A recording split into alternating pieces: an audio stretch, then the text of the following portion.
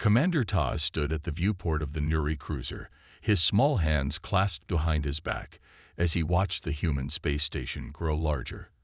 At just over 1 meter tall, he was considered impressive among his people. The Nuri were a proud warrior race from a high-gravity world, evolved to be compact and powerful. Their small size had never been a limitation. If anything, it had made them deadlier, more agile, and more resourceful than the lumbering giants they occasionally encountered among the stars. Earth's first deep space diplomatic station, Harmony Point, rotated slowly before him. Tay's antennae twitched with anticipation. This would be the Nuri Empire's first official contact with humans, though they had observed the species from afar for decades. "Commander, docking procedures are beginning," reported his second-in-command, Officer Duri. She was even smaller than Ta, her blue-tinged skin marked with the ceremonial tattoos of 17 successful campaigns. "Excellent. Prepare the diplomatic team. Remember, we represent the might of the Nuri Empire. These humans may be physically larger, but that is their weakness, not their strength." Duri nodded, her expression serious. "Intelligence reports suggest they are surprisingly capable despite their size disadvantage."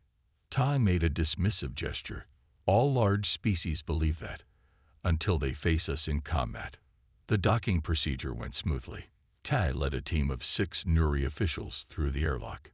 He had insisted on wearing his formal battle armor, midnight blue with gold inlaid patterns showing his lineage and victories. The armor was lightweight, but could withstand energy weapons and projectiles. More importantly, it showed his status as a warrior, not merely a diplomat. As the inner airlock door slid open, Ta steeled himself for his first direct view of humans.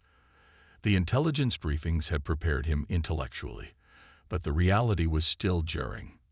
They were enormous. Captain Ja Kim stood at the head of the welcoming committee. She was nearly twice Ta's height, with dark hair pulled back from her face and a formal United Earth Forces uniform that emphasized her broad shoulders. Behind her stood 5 other humans, each equally towering from Ta's perspective. "Commander Tai of the Nuri Empire," Jia said, inclining her head slightly in what intelligence had told them was a respectful human greeting. "Welcome to Harmony Point. We are honored by your presence." Tai performed the Nuri greeting, bringing his right fist to his left shoulder. "Captain Kim, the Nuri Empire extends its acknowledgement to Earth and its colonies." He deliberately avoided using the word greeting or welcome, diplomatic subtleties that his translator would convey. The Nuri did not welcome potential adversaries. They acknowledged them until their worth was proven. Jia didn't seem offended. Instead, she smiled slightly and gestured toward the corridor. "We've prepared quarters for your delegation. Would you like to rest after your journey, or would you prefer a tour of the station first?" Ta glanced at his team before responding. A tour would be acceptable. As they walked through the station corridors, Ta found himself taking 3 steps for every one of Captain Kim's. It irritated him, this constant reminder of their physical differences. The station had been built for human proportions, with high ceilings and wide corridors that seemed wasteful to Nuri sensibilities. "Your station is spacious," Ta commented, trying to keep the criticism from his voice. "We designed Harmony Point to accommodate many species," Jia explained. "We've modified a section for your delegation with adjusted proportions for comfort." Tay's antennae twitched with annoyance. "The Nuri are adaptable, Captain. We require no special accommodations." "Of course," Jia said smoothly. "But comfort facilitates better diplomacy, wouldn't you agree?" Before Tai could respond, they passed a training area where several humans were engaged in combat exercises. Todd paused, his professional interest piqued despite himself. The humans moved more quickly than he had expected, their techniques surprisingly efficient for their size. "You're interested in our combat training, Commander?" Jia asked, noticing his attention. "Merely curious," Tay replied. "The Nuri have been warriors for 50,000 years. We study all combat forms as a matter of principle." Jia nodded. Perhaps during your stay, we could arrange some joint training exercises. Cultural exchange through martial arts is an old human tradition. Tai couldn't tell if she was being serious or if this was some subtle human challenge. Either way, his pride wouldn't let him decline. That would be informative, he said carefully. The tour continued through the station's botanical gardens, scientific facilities, and communal areas. Ta noted the inefficiency of human design. Everything was bigger than necessary, with wasted space and resources. Yet he also observed unexpected ingenuity in their engineering and adaptability in their approach to problem-solving. When they reached the diplomatic quarters, Todd was surprised to find the area tastefully modified. The furnishings were Nuri proportioned without being obviously so, and traditional Nuri color schemes of deep blues and purples dominated the decor. The welcome banquet will begin in 3 hours, Jia informed him. Until then, please consider these quarters your own. After the humans left, Officer Duri approached Ta. Your impressions, Commander. Ta stared at the door for a moment before responding. They're more observant than expected. Notice how they adjusted our quarters without making it seem like an accommodation. That shows subtlety. But their size, Duri began, is still their weakness, Tai finished, but perhaps not as much of one as we thought. I watched their training exercises. They've developed techniques to minimize their bulk and maximize their reach. Duri looked concerned. Do you think they could pose a threat? Ta laughed shortly. No, but they might make interesting allies, if they prove worthy. He moved to the communication terminal.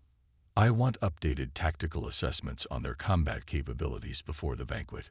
If Captain Kim is suggesting joint training, I want to be prepared. Later, dressed in his formal diplomatic attire, still with ceremonial armor elements, Ta led his delegation to the banquet hall. The tables had been arranged with both standard human height seating and elevated Nuri-appropriate seating that allowed both species to interact at eye level. Captain Jia greeted them at the entrance. She had changed into a more formal uniform that accentuated her height and strength. Ta found himself noting the confident way she moved, the precision of her gestures, warrior qualities, despite her diplomatic role. Commander Tay, she said, I look forward to learning more about Nuri culture tonight. Ta straightened to his full height, still only reaching her chest. And we look forward to evaluating human potential, Captain. She smiled in a way that suggested she understood the challenge beneath his words. I believe both our peoples will discover unexpected things about each other, Commander. Looking up at her, Todd couldn't help thinking she might be right. But he would never admit that a species so ungainly in size could teach the Nuri anything about warfare or strength. That was simply impossible. Wasn't it?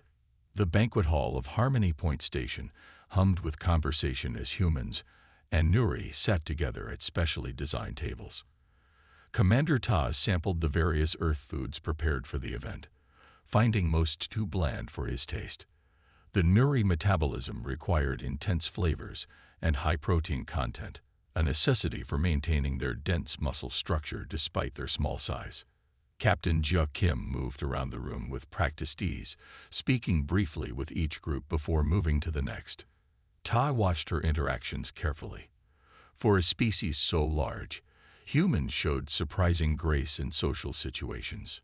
Your Captain Kim moves like a warrior despite her diplomatic role. Ta commented to Dr. Hoon, the human xenobiologist seated beside him. She was a special forces operative before becoming a diplomat.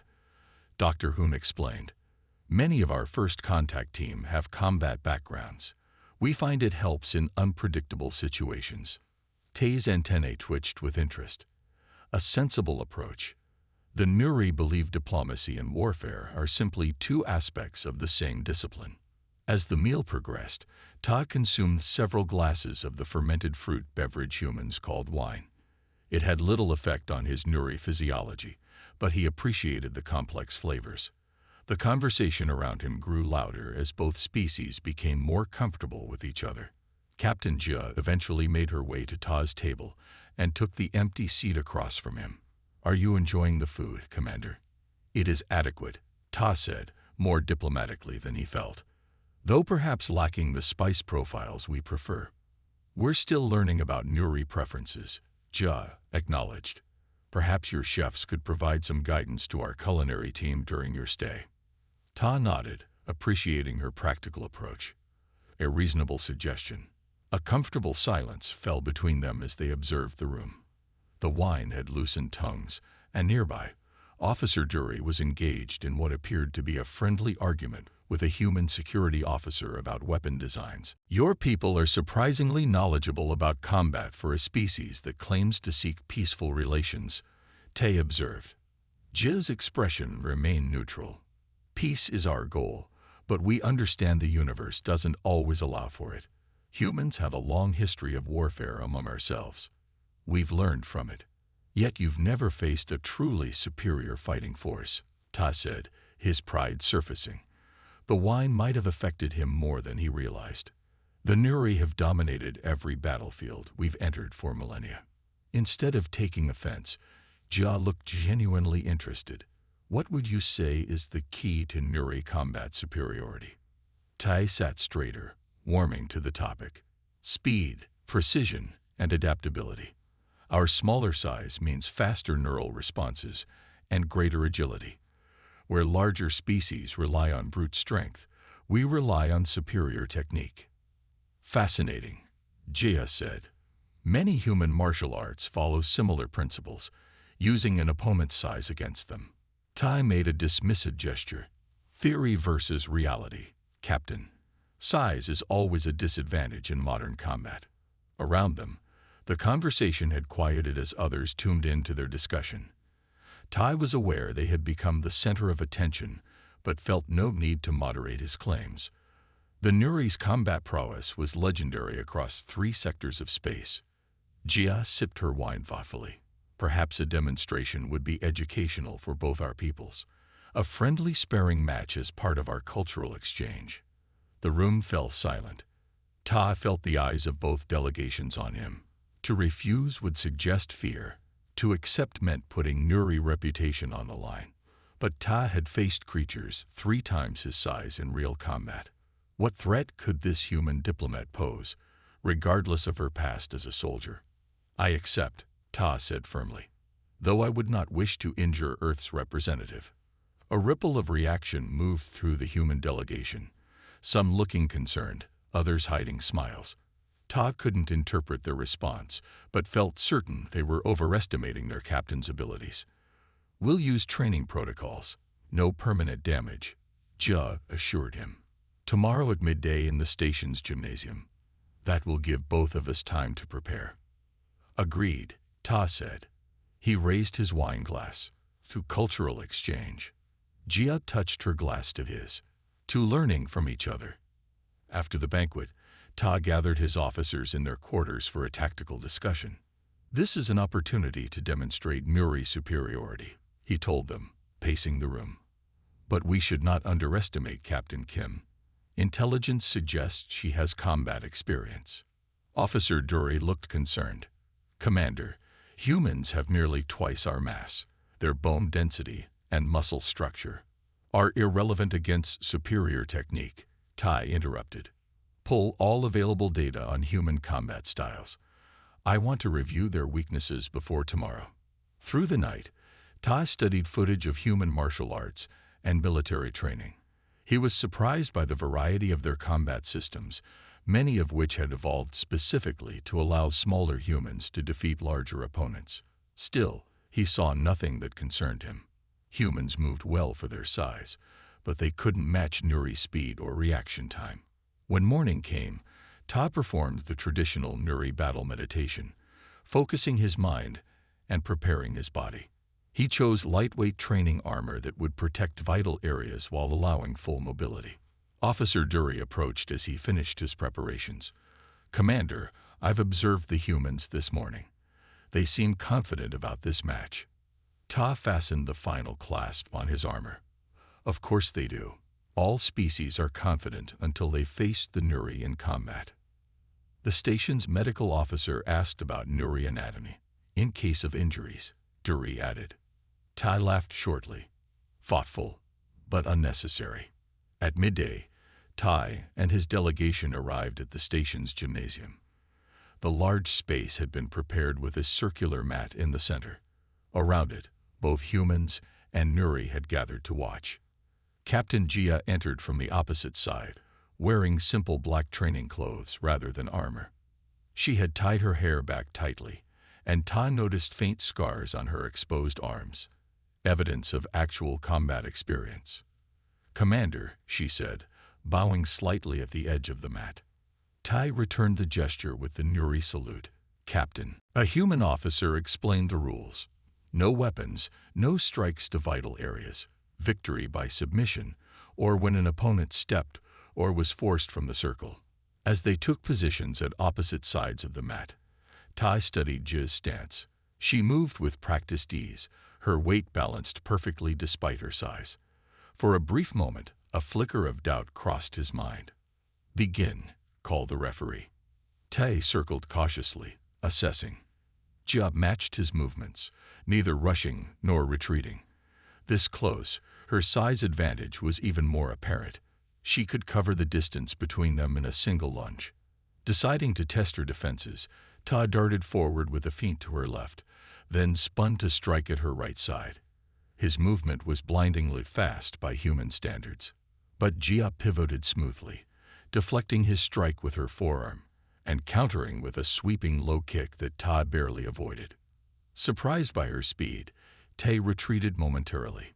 The humans around the mat cheered. "Impressive reflexes, Commander," Jia said, resuming her ready stance. Ta didn't respond. He launched into a complex series of attacks, using his smaller size to target points a larger opponent would struggle to defend. Jia blocked most but not all. Several strikes connected with her legs and torso. Yet she remained steady, adapting to his pattern. When Tai attempted to dart between her legs, a tactic that had worked against other large species, Jia pivoted unexpectedly and nearly grasped his armor.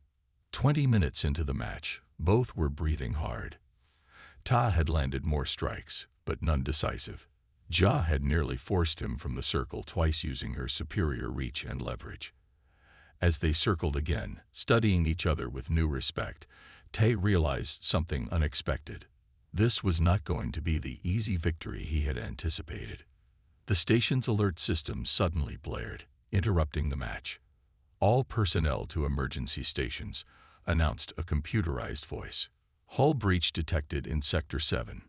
This is not a drill." The gymnasium fell silent as the alarm stopped. Captain Jia and Commander Ta stood frozen in their combat stances, both processing the announcement. "All non-emergency personnel please return to quarters." The station's voice continued. "Engineering teams report to Sector 7 immediately." Jia straightened, her expression shifting from warrior to commander in an instant. "We need to postpone." "What's happening?" Tai asked, his antennae twitching with alertness. "Minor hull breach," Jia explained quickly. "Standard procedure. Our teams will handle it." She turned to address the gathered crowd. "Everyone, please return to your designated areas until we resolve this situation." As the spectators began filing out, Tai approached Jia. "Commander Tai," she said, "please return to your delegation's quarters. I'll update you once." "I wish to observe your emergency protocols," Tai interrupted. "If our species are to consider alliance, the Nuri should understand how humans handle crisis." Jia hesitated, then nodded sharply. "Fine. Stay with me and don't interfere." She tapped her communication device. "Kim here. Status report." "Micrometeor impact in Sector 7, replied a voice. "Automatic seals engage, but we're showing atmosphere loss in Corridor B22.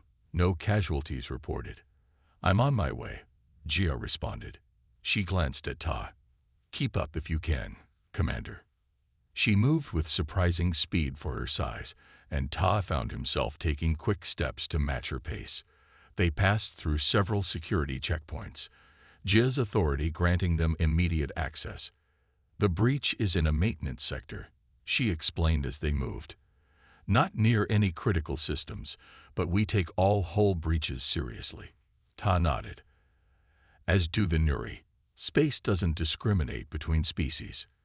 When they reached the emergency control center overlooking Sector 7, engineers were already working at control stations. A holographic display showed the damaged area, a small breach approximately 3 centimeters wide in an outer corridor wall. Assessment. Jia asked the lead engineer. Clean puncture from a micrometeor, he reported. Repair drones are sealing it now. We'll need to replace the affected panel later, but the immediate danger is contained. Tai observed the efficiency of the human response with professional interest. Their procedures were different from Muri protocols, but equally effective. He was particularly impressed by the autonomous repair drones, which were more advanced than he had expected from human technology. Your emergency systems are adequate, he commented, which from a Nuri was substantial praise. Jia gave him a knowing look. High praise. Commander, perhaps we're not the primitive giants you imagined. Before Tai could respond, the lead engineer called Jia over to examine something on his display. Ta followed, his curiosity piqued. Captain, we're detecting unusual energy readings near the impact site, the engineer said, pointing to fluctuating numbers on his screen. Jia frowned. Source. Unknown. It's not matching any signature in our database. Tai leaned forward, studying the readings. Those patterns resembled Zelvan mining charges. All eyes turned to him. Jia's expression hardened. Explain. Zelvans use specialized charges for asteroid mining, Ta said. They create a controlled reaction that expands microfractures. Effective for mineral extraction, but dangerous if used on structural materials. The implications hung in the air. This was no accidental meteoroid impact. You're suggesting sabotage, Jia said quietly. Tai's antennae flattened against his head, a sign of serious concern among the Nuri. I'm stating a possibility based on these readings. The Zelvan Cooperative has opposed your expansion into this sector. Jia turned to her security chief. Full station sweep. Look for any unauthorized personnel or devices, and get me direct communication with the Zelvan ambassador. As the emergency center erupted into activity, Jia pulled Tai aside. If you're right, Commander, we may have a bigger problem than a small hull breach. The Nuri have experience with Zelvan tactics, Tai offered. My security team is at your disposal. Jia studied him for a moment, seemingly reassessing him. Thank you. But first, we need to confirm your theory. She led him to a secure communication room, where a large screen soon displayed the face of a Zelvan, a crystalline-skinned humanoid with geometric patterns across their features. Ambassador Krell, Jia said formally, we've detected what appears to be Zelvan mining technology being used against our station. I'm requesting an explanation. The Zelvan's faceted eyes shifted. Captain Kim, the Zelvan Cooperative denies any involvement in actions against Harmony Point. Perhaps your sensors are malfunctioning. Ta stepped forward. The energy signature is precise. 3-phase pulse with quantum harmonics, specifically Zelvan. The ambassador's expression changed subtly upon seeing Ta. A Nuri commander. Interesting company you keep, Captain Kim. The Nuri Empire has no quarrel with Earth, Ta stated firmly. But we recognize Zelvan mining signatures when we see them. A tense silence followed. Finally, the Zelvan spoke. If, hypothetically, such technology were being used, it would not be with cooperative sanction. Perhaps independent actors. Jia leaned forward. I suggest the cooperative help us locate these independent actors before this incident escalates into a diplomatic crisis. After more careful words and veiled threats, the communication ended with the Zelvan ambassador promising to investigate.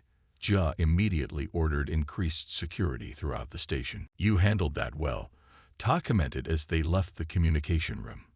Firm but leaving room for the Zelvans to save face. War benefits neither of our peoples, Jia replied. But we won't be threatened either. Their conversation was interrupted by Jia's communication device. Captain, we've located 3 unauthorized devices attached to the outer hull. Definitely Zelvan design. Disable them immediately, Jia ordered.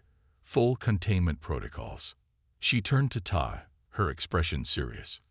Commander, I need to manage this situation. Our match will have to wait. Ta made the Nuri salute. Understanding an ally's crisis management is more valuable than any combat demonstration, Captain. The Nuri delegation offers our assistance. Jia smiled slightly. I'm beginning to think we misjudged each other, Commander. Perhaps, Tay admitted, though I still maintain I would have won our match. Jia's smile widened. We'll never know for certain now, will we? Over the next several hours, human and Nuri security teams worked together to locate and disable 5 more Zelvan devices hidden around the station. The coordination between the species was remarkably effective. Nuri sensors detected energy signatures that human technology missed, while human engineering teams rapidly developed countermeasures. In the station's security center, Tai and Jia reviewed the final reports together. All devices neutralized, Jia confirmed. The Zelvan ambassador is claiming a rogue faction was responsible. Convenient, but at least they're cooperating now. Ta nodded. A typical Zelvan approach. They test boundaries, then retreat if met with unified strength. Jia studied him thoughtfully. You know, Commander, when we scheduled our match, I expected a simple demonstration of different combat styles. Instead, we faced a real threat together. True combat reveals more than any sparring match, Tai agreed. Your people performed admirably. Coming from a Nuri, it was extraordinary praise. Jia seemed to understand this, inclining her head in acknowledgement. As did yours, Commander. Perhaps tomorrow, once the situation is fully resolved, we might reschedule our match. Tay's antennae twitched with amusement. Eager to test yourself against Nuri combat techniques, Captain. Eager to continue our cultural exchange. Jia countered smoothly. After all, we barely started before the interruption. Then I accept, Ta said, though after today's events, I approach our contest with revised expectations. Neither mentioned how their perspective of the other had shifted during the crisis. There was no need. The respect growing between them spoke loudly enough. The station's gymnasium had been restored to order by the following day. The diplomatic crisis with the Zelvans had been temporarily contained, with their ambassador making formal apologies while investigations continued. Though tension remained, both human and Nuri delegations agreed that planned activities should proceed, including the postponed sparring match between Captain Jia and Commander Ta. A larger crowd had gathered this time, word having spread about the interrupted contest. Human crew members stood alongside Nuri officials, their previous wariness replaced by a cautious respect after their joint handling of the Zelvan devices. Ta entered the gymnasium wearing the same lightweight armor as before. He had spent the morning reviewing footage of Jia's movements from their brief exchange. The human captain was more skilled than he had initially assumed, her reflexes nearly matching Nuri's standards despite her larger frame. Jia arrived moments later, again wearing simple black training clothes. She exchanged a respectful nod with Ta before taking her position. The rules remain the same, announced the referee. Victory by submission or forcing your opponent from the circle. No strikes to vital areas. As they took their positions, Ta noticed Jia studying him with new intensity. Their shared experience during the crisis had changed something fundamental between them. This was no longer merely about proving superiority. It had become about understanding. Begin. Neither rushed forward immediately. They circled each other carefully, each remembering the lessons of their brief previous encounter. Ta knew now not to underestimate Jia's speed, while she seemed more cautious of his unpredictable movement patterns. Ta struck first, feinting high before dropping low in an attempt to sweep Jia's legs. She jumped the sweep with surprising agility, countering with a controlled strike toward his shoulder that he barely deflected. The crowd murmured with appreciation. Both combatants were showing remarkable skill. For 15 minutes, they exchanged techniques, Ta using his smaller size and lower center of gravity to attempt throws and swift strikes, Jia employing her reach advantage and strength to control distance. neither gained a decisive advantage. Todd found himself genuinely challenged. The human's movements were efficient, wasting no energy. When he successfully landed strikes, she absorbed them without losing position. When she counterattacked, it was with precision that required all his speed to avoid. A particular exchange left them both breathing hard at opposite sides of the circle. Ta had nearly forced Jia to the edge with a series of lightning-fast attacks, but she had countered at the last moment, using his momentum to send him tumbling away. "Your technique is impressive for a human," Ta acknowledged, his antennae showing respect. Jia's slight smile conveyed her understanding of the compliment's significance. "As is yours, Commander. Your reputation is well earned." They were preparing to re-engage when the station shuddered violently. Both warriors maintained their balance as alarms blared once more. "Alert! Multiple hull breaches detected. This is not a drill. All personnel to emergency stations." The gymnasium's lights flickered and switched to emergency mode. Jia immediately activated her communication device. "Kim here. Status report." Static crackled before a response came through. "Captain, multiple explosions across the station. Looks like those Zelvan devices had a delayed second phase we missed. Sectors 4, 7, and 12 are compromised." Jia's expression hardened. "Casualties? Unknown. Station's internal sensors are damaged. We're losing pressure in multiple sections." Tai approached quickly. "Captain, the Nuri detected similar secondary devices in a Zelvan attack 3 cycles ago. They're designed to appear neutralized while actually embedding deeper. Why didn't you mention this possibility?" Jia demanded, tension making her voice sharp. "We believed all devices were fully neutralized," Tai responded. "The design must have evolved since our encounter." Another violent shudder ran through the station. The lights failed completely before emergency backups activated, bathing everything in dim red. "All personnel, proceed to evacuation points," announced the station's automated system. "Hull integrity compromised." "This is not a drill." The gymnasium cleared quickly as both humans and Nuri moved toward designated evacuation areas. Jia and Ta headed toward the command center, moving swiftly through corridors that were rapidly filling with crew members. "Sector 12 is where the primary life support systems are housed," Jia explained as they ran. "If that's compromised..." A thunderous boom interrupted her, and the corridor ahead of them suddenly deformed as pressure doors slammed shut. They were thrown back by the force of escaping air before emergency force fields activated.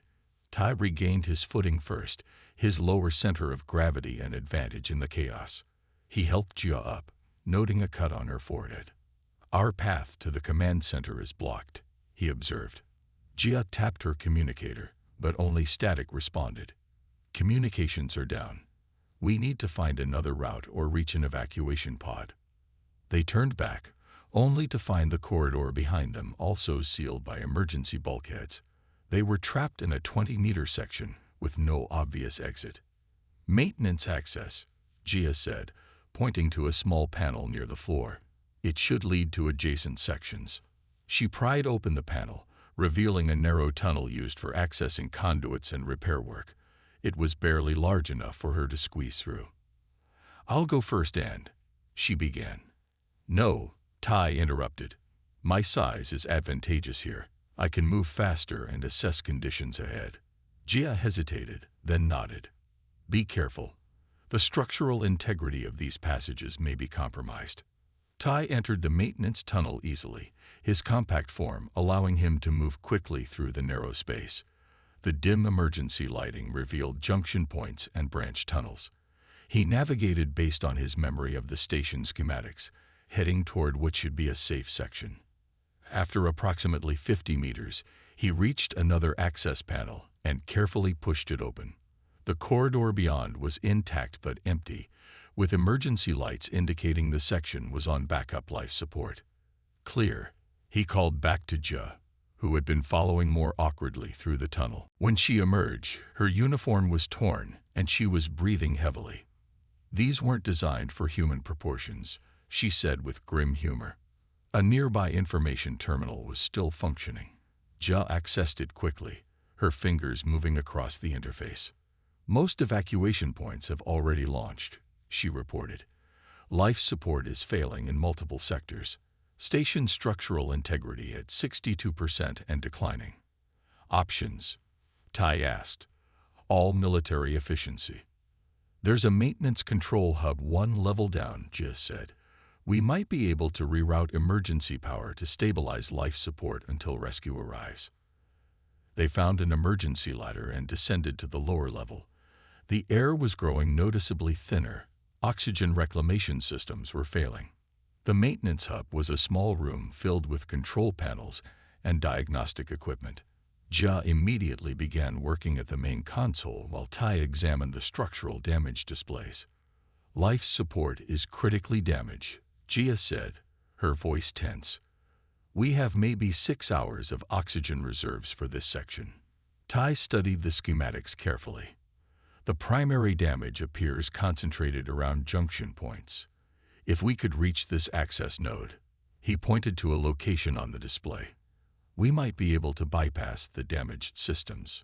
That's 3 sections away, Jia said doubtfully. Through potentially compromised areas.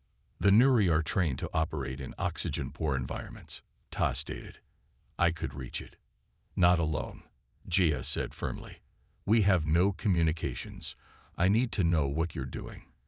Captain, with respect, you would slow me down in the narrow maintenance tunnels. And you lack the authorization codes to access the primary systems once there, Jia countered.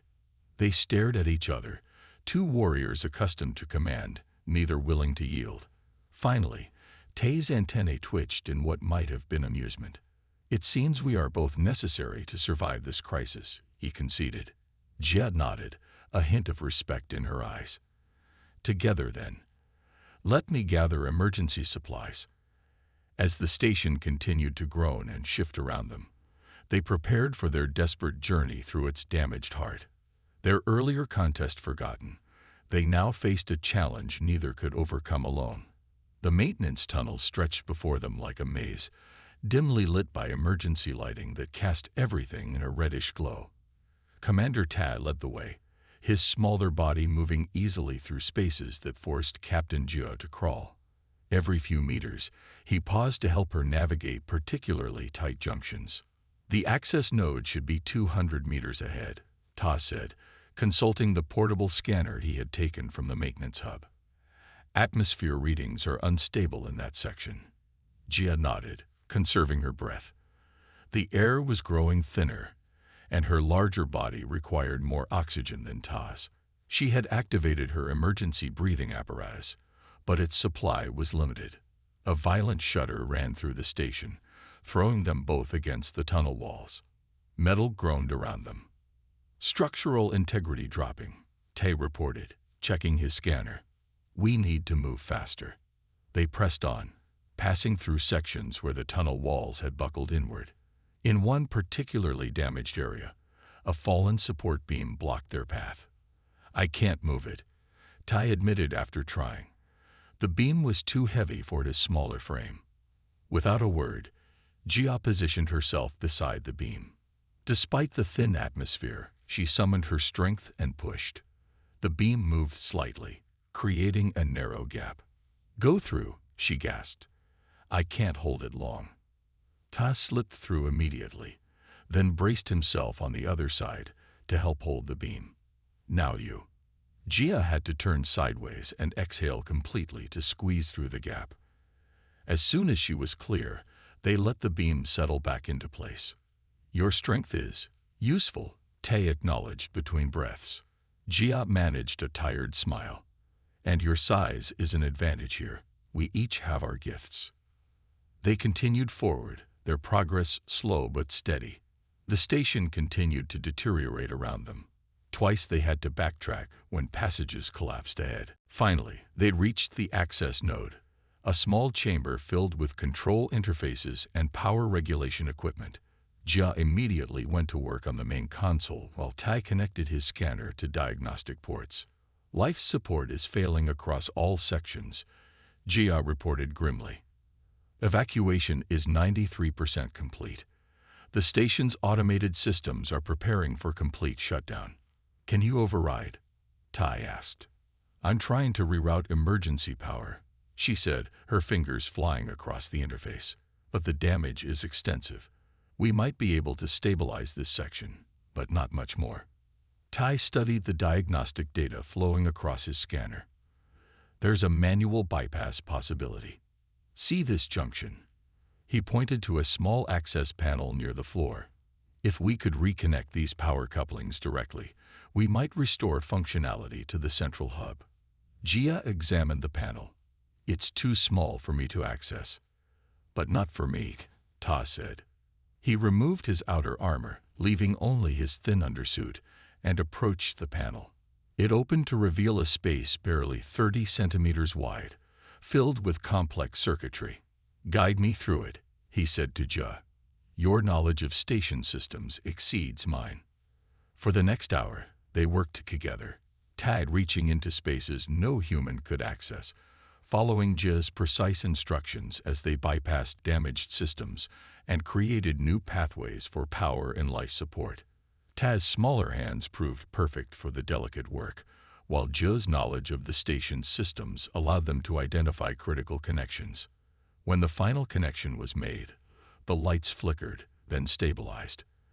The environmental system hummed back to life, and fresh air began flowing into the chamber. You did it, Jia said, genuine admiration in her voice. We did it, Tag corrected her. Neither of us could have succeeded alone. They sat side by side against the wall, exhausted but alive.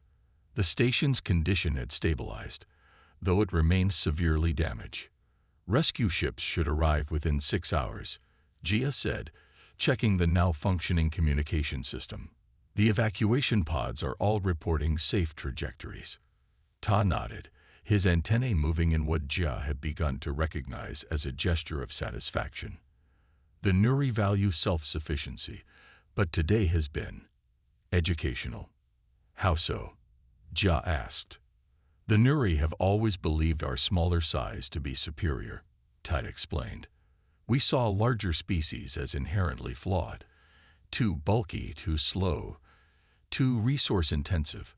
But today we each had strengths the other needed. Jia finished for him. Precisely.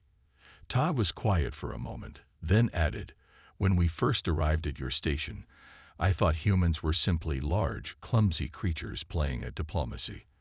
I expected to demonstrate Nuri superiority through our combat match. Jia smiled slightly. And I expected to show you that size isn't everything. Perhaps we both had something to prove, Tai admitted. Yet when crisis came, those concerns became irrelevant. They fell into comfortable silence, conserving energy as they waited for rescue. After some time, Ta spoke again. The High Command sent me here to assess humans as potential allies, he said. They were skeptical. Many believed your species too primitive, too physically awkward to be valuable partners. And now? Jia asked. Now I will tell them that physical differences matter less than character and capability, Ta said firmly. Your people fought alongside mine against the Zelvan devices. You personally showed courage and skill that any Nuri would respect. High praise from a Nuri commander, Jia said, understanding the significance. Deserved praise, Ta corrected. Our peoples are different in many ways, but perhaps those differences make us stronger together than apart. The hours passed as they monitored the station's systems and conserved their remaining supplies. They spoke of their respective worlds, their training, their views on the galaxy. The formal diplomatic barriers had fallen away, replaced by the bond forged in survival. When the rescue ships finally arrived, teams of humans and Nuri working together secured the damaged station and evacuated the remaining personnel. Captain Jia and Commander Tai were found still at their posts in the access node, having maintained the station's critical systems far longer than anyone thought possible. 6 months later, a formal alliance was signed between Earth and the Nuri Empire. The treaty ceremony took place on the rebuilt Harmony Point station, with Captain Jia and Commander Taz standing side by side as representatives of their peoples. After the formal proceedings, as dignitaries mingled and celebrated, Tai approached Jia with 2 small glasses of ceremonial Nuri spirit. "To differences that complement rather than divide," he offered, raising his glass. Jia touched her glass to his. "And to friends who once saw each other as too big or too small." Tai's antennae twitched with amusement. "You know, we never did finish our match." "Perhaps that's for the best," Jia replied with a smile. "This way, we can both claim we would have won." "A diplomatic answer," Ta noted approvingly. "I learned from the best," Jia said, "though I still think I had you on the defensive." As the celebration continued around them, they stood together, the human towering over the Nuri, yet perfectly balanced in their mutual respect. Behind them, a new memorial plaque commemorated their joint effort to save the station, bearing the simple inscription, "Different sizes, same courage. Together, unstoppable." Years later, when young Nuri warriors would laugh at the size of their human allies, Commander Ta would tell them his story. "I once laughed at human size, until our first night facing crisis together showed me that true strength comes in many forms."